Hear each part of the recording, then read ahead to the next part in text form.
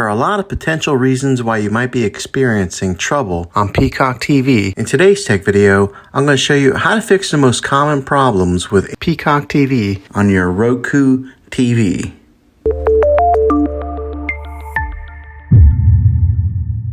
Let's see if we can fix your problems and get your Peacock TV back up and running as quickly as possible. The first one, it's the easiest one to try, and that's to unplug your TV from the wall outlet and wait 60 seconds. Now don't be impatient here, wait the whole 60 seconds, then plug it back in. This is very different from turning your TV on and off with your remote control. This is what we call a hard reset of your TV, so make sure you do this method. If that doesn't work, then find your router that is giving you Wi-Fi and unplug the power to that for 60 seconds. Then plug it back in. If it fixes it, great. If not, let's go ahead and move on to the next method. Try deleting the Peacock TV app on your TV. Go to wherever the apps are located on your system and remove the app altogether. Then reinstall the Peacock TV app again. After you reinstall it, you might have to log back in with all your credentials, but hopefully this works. And if that doesn't work, then I recommend buying an affordable Roku stick, Fire Stick, or Apple TV 4K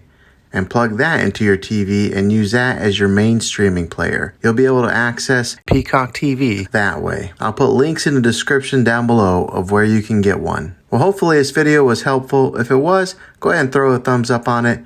Go ahead and subscribe to my channel. I make tech videos all the time, and I would love to have you back in the next one.